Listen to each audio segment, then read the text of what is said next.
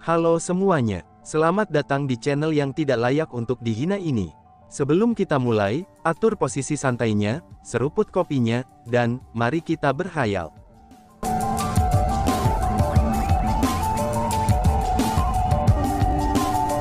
Melanjutkan cerita sebelumnya. Pada saat itu, semua orang benar-benar bingung. Mereka tidak mengerti mengapa Chu Feng akan mencari kehancurannya sendiri, dan melompat ke formasi spiritual yang seperti neraka itu. Mungkinkah bahwa formasi spiritual itu telah secara paksa menyedot Chu Feng ke dalamnya?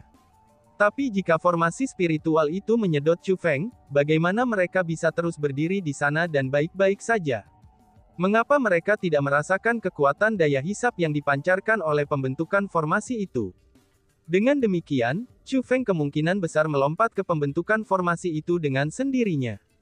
Namun jika itu masalahnya, mengapa Chu Feng memutuskan untuk melakukan itu?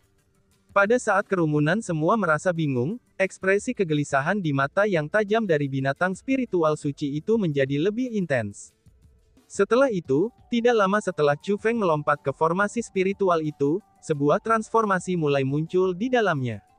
Lava merah tua mulai meletus dari pusat pembentukan roh itu. Kemudian, lava cair sebenarnya mengambil bentuk makhluk merah tua.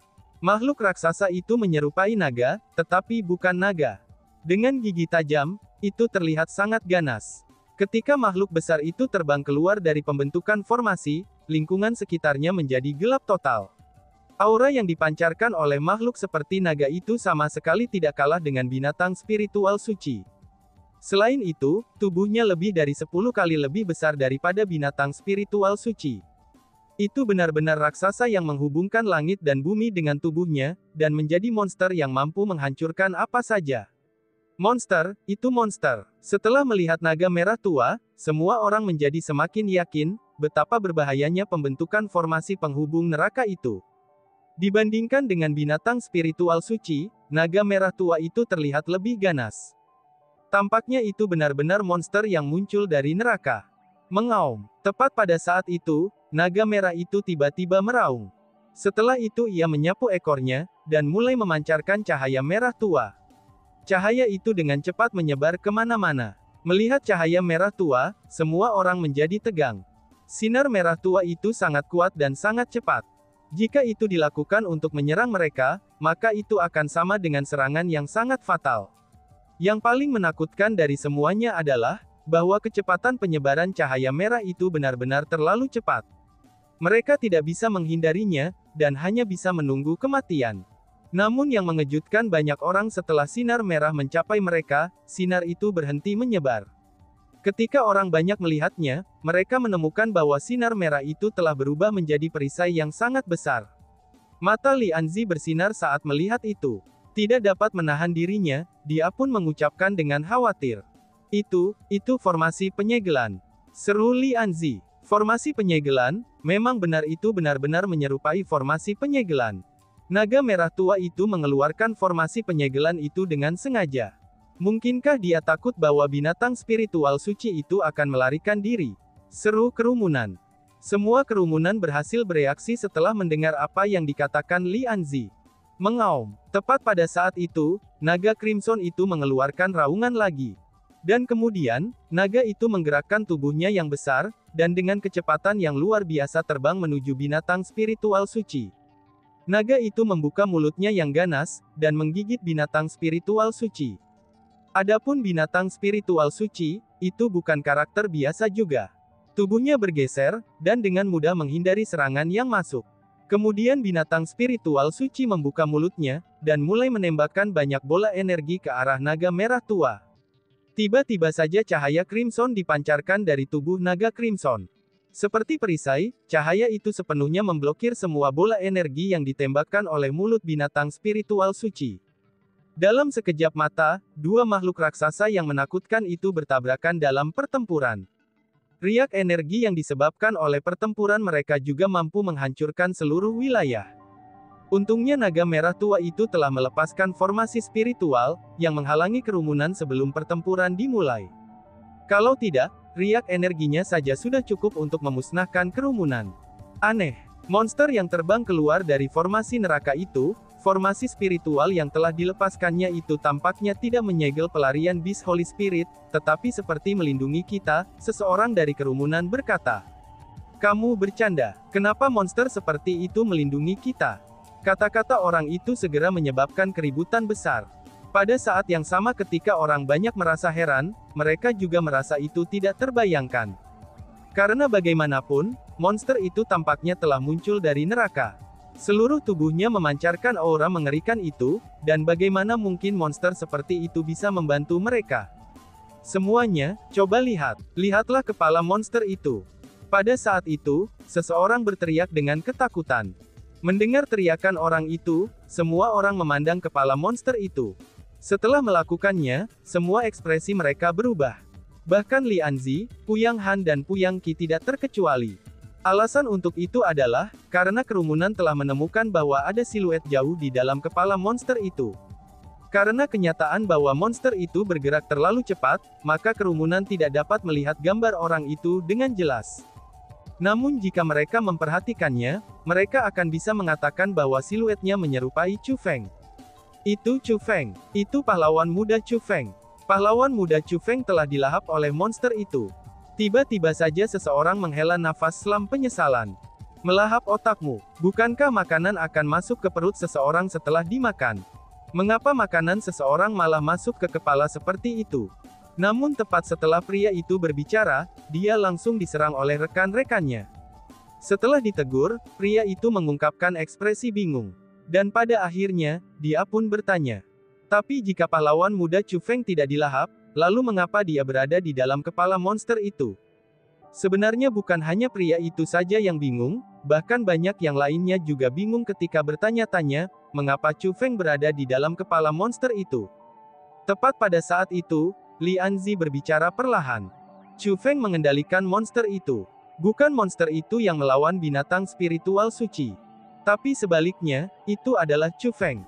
Chu Feng mengendalikan kekuatan monster itu untuk melawan binatang spiritual suci, ucap Li Anzi. Apa, Tuan Muda Chu Feng adalah orang yang mengendalikan monster itu?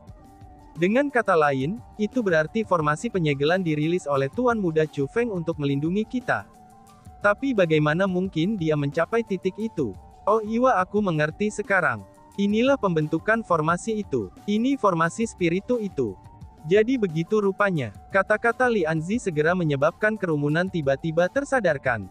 Pada saat itu, orang banyak akhirnya menyadari mengapa Chu Feng melompat ke formasi spiritual yang menyerupai pintu masuk ke neraka.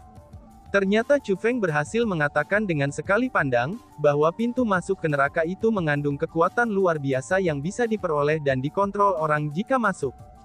Jika seseorang dapat mengendalikan kekuatan itu, ia akan bisa bertarung melawan binatang Roh Kudus.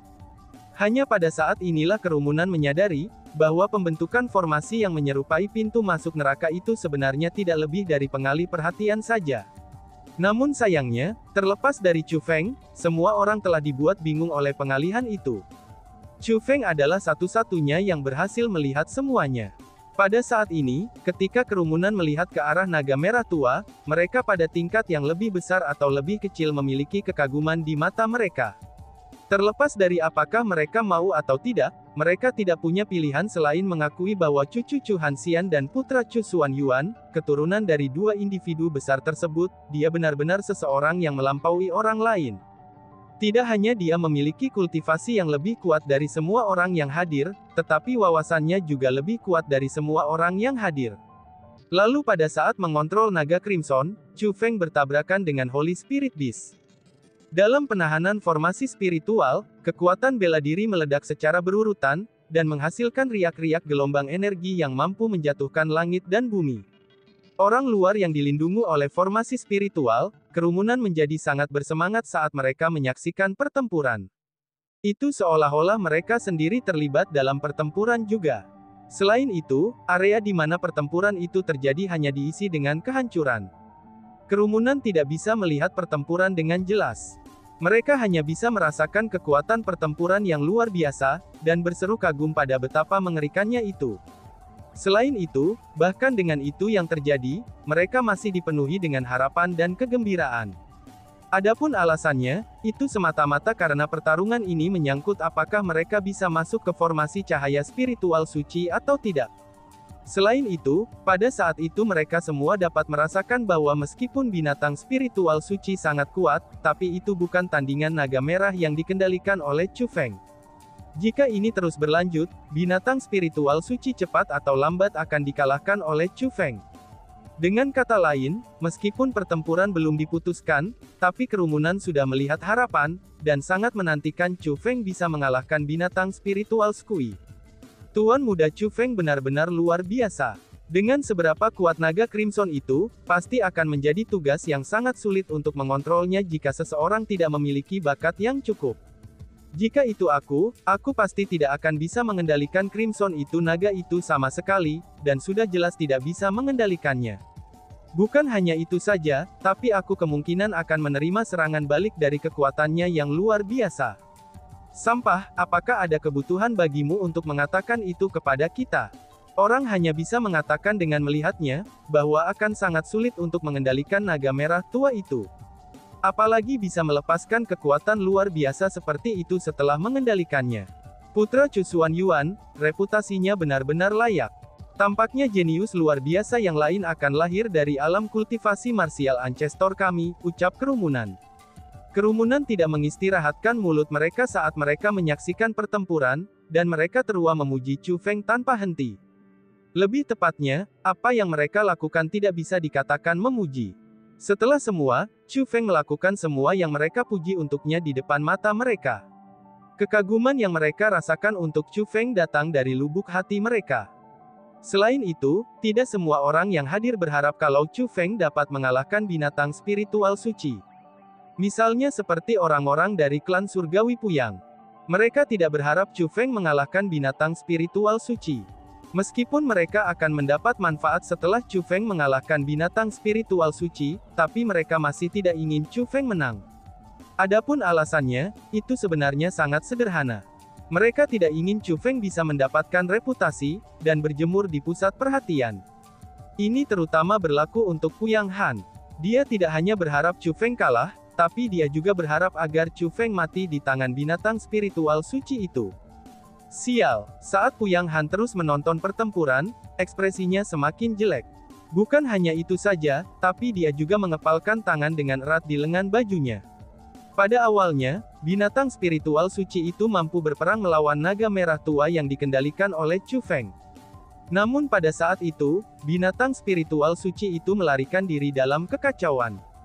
Binatang itu bahkan tidak memiliki kemampuan untuk bertarung pada saat itu. Yang paling penting adalah, binatang spiritual suci itu sudah dipenuhi luka dan memar. Meskipun binatang itu melarikan diri, tapi binatang itu tidak dapat melarikan diri dari serangan naga merah tua. Pertempuran sudah diputuskan, maka kemenangan dan kekalahan hanyalah masalah waktu. Tidak peduli seberapa tidak maunya mereka, tapi Chu Feng sudah memegang kemenangan di tangannya. Segera, masalah Chu Feng mengalahkan binatang spiritual suci dan memanggil formasi cahaya spiritual suci yang legendaris, itu akan menyebar ke seluruh alam kultivasi bela diri Ancestor. Ketika seseorang meninggalkan realm cultivation martial Ancestor, masalah tidak akan lagi hanya sesuatu yang akan menyebar ke seluruh realm cultivation martial ancaman. Malahan sebaliknya, itu akan menyebar ke seluruh Starfield bela diri Ancestor. Bagi Puyang Han yang membenci Chu Feng, ini sama sekali bukan sesuatu yang bisa dia toleransi. Namun sayangnya, tidak ada yang bisa dia lakukan untuk itu. Dia hanya bisa memandang tanpa daya karena semua ini terjadi di hadapannya. Semakin tidak berdayanya dia, Puyang Han menjadi lebih tidak terdamaikan. Semakin tidak berdamainya dia pun semakin membenci Chu Feng. Dia dipenuhi dengan kebencian pada gagasan bahwa, jenius tingkat iblis seperti Chu Feng akan muncul di dunia. Karena jenius tingkat iblis seperti Chu Feng muncul, maka dia yang menganggap dirinya jenius mulai merasa dirinya sangat rendah. Sementara itu, pemandangan yang berbeda juga terjadi di tempat lain. Di dalam wilayah Tuan Bela Diri Leluhur, itu adalah sebuah plaza. Terletak di tengah alun-alun, itu adalah pintu masuk pembentukan formasi. Pintu masuk pembentukan formasi itu sebenarnya adalah pintu masuk ke formasi cahaya. Banyak ahli realm cultivation martial ancestor yang berkumpul di alun-alun itu.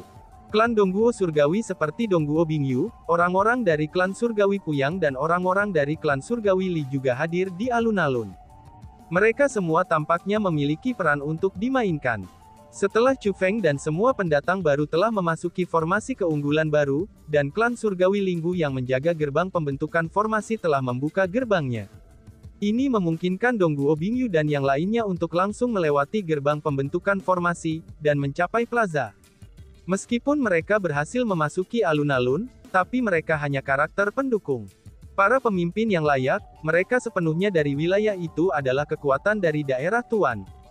Seperti yang semua orang tahu, saat ini ada 4 kekuatan di wilayah Tuan bela diri martial Ancestor. Yang paling kuat di antara mereka adalah klan Surgawi Linghu. Linghu Heavenly Clan bukan hanya penguasa wilayah Tuan, tetapi mereka juga penguasa seluruh wilayah kultivasi bela diri Ancestor. Mereka secara praktis memegang kendali atas seluruh wilayah kultivasi marsial leluhur, itu melalui kekuatan luar biasa mereka. Bahkan tidak ada yang berani melawan mereka. Selain dari klan Surgawi Linghu, 3 kekuatan lainnya adalah klan Roh Mimpi Buruk, klan Binatang yang Mencapai Surga, dan klan Surgawi Wuma. The Nightmare Spirit Clan adalah klan yang sangat istimewa.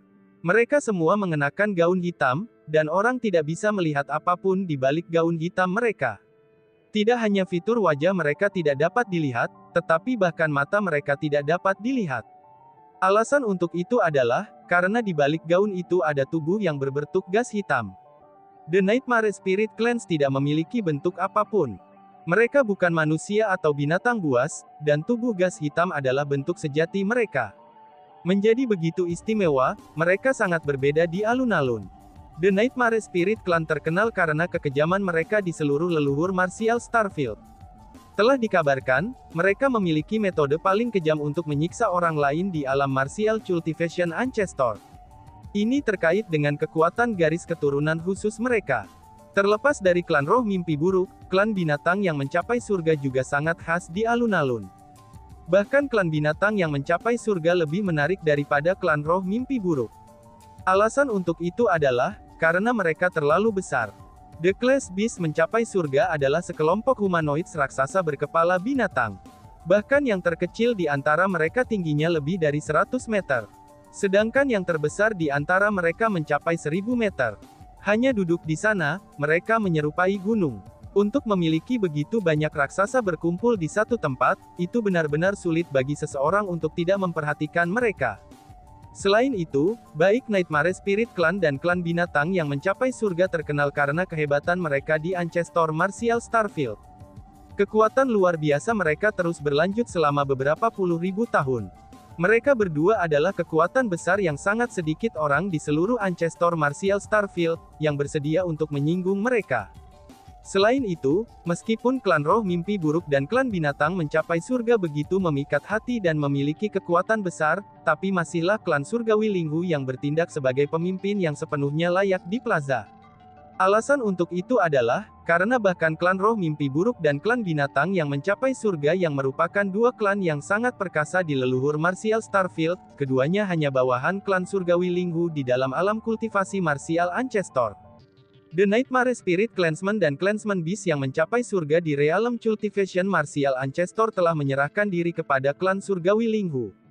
Meskipun mereka semua kekuatan di wilayah Tuan, tapi keduanya hanya bawahan klan Surgawi Linghu. Tidak perlu untuk menggambarkan seberapa kuat klan Surgawi Linghu. Selanjutnya, kekuatan keempat di wilayah Tuan tidak menunjukkan diri mereka sendiri. Meskipun kerumunan tidak memiliki reaksi terhadap ini di permukaan, tetapi mereka diam-diam sudah mendiskusikannya dengan semangat di antara mereka sendiri. Mereka semua tahu siapa kekuatan keempat itu. Ini terutama berlaku bagi orang-orang dari wilayah timur. Mereka sangat berpengetahuan tentang kekuatan keempatnya. Kekuatan keempat adalah klan Surgawi Wuma, yang dipimpin oleh Wuma Sengji. Wuma Sengji adalah seorang jenius sejati. Dengan mengandalkan kekuatannya yang luar biasa, Wuma Sengji tidak hanya mengalahkan semua lawannya di wilayah timur dalam waktu singkat, tetapi ia bahkan mengalahkan orang-orang dari klan Surgawi Linghu yang bertugas menjaga wilayah Tuan. Seperti yang diketahui semua orang, jika seseorang bisa mengalahkan penjaga pintu masuk wilayah Tuan, bahwa dia akan memenuhi syarat untuk memasuki wilayah Tuan dan mendapatkan status di dalamnya. Namun meskipun Wuma Sengji telah memimpin klan surgawi Wuma ke wilayah Overlord, tapi mereka tidak menunjukkan diri pada saat itu. Ini tak terhindarkan dan menyebabkan kerumunan mulai menebak-nebak. Jika klan Wuma surgawi telah memutuskan untuk menolak tunduk kepada klan surgawi Linggu seperti klan mimpi buruk dan klan binatang buas surga, sehingga itu menyebabkan mereka bertemu dengan masalah dari klan surgawi Linggu. Kalau tidak, mengapa klan surgawi Wuma menjadi satu-satunya yang menolak untuk menunjukkan diri mereka, itu ketika ketiga kekuatan lain dari daerah Tuan telah menunjukkan diri. Setelah semua, klan surgawi Linggu telah menyatakan bahwa semua pendatang baru akan memenuhi syarat untuk memasuki formasi cahaya kali ini. Secara logis, klan surgawi Wuma seharusnya tidak melewatkan kesempatan seperti itu. Dengan demikian, kerumunan merasa bahwa satu-satunya penjelasan yang mungkin adalah bahwa klan surgawi Linggu telah mengundang klan roh mimpi buruk dan klan binatang yang mencapai surga, tetapi tidak mengundang klan surgawi Wuma. Jika ini tidak sengaja membuat hal-hal sulit bagi klan surgawi Wuma, lalu apakah itu? Dan tiba-tiba saja bersambung. Sekian dan terima kasih banyak. Bye-bye.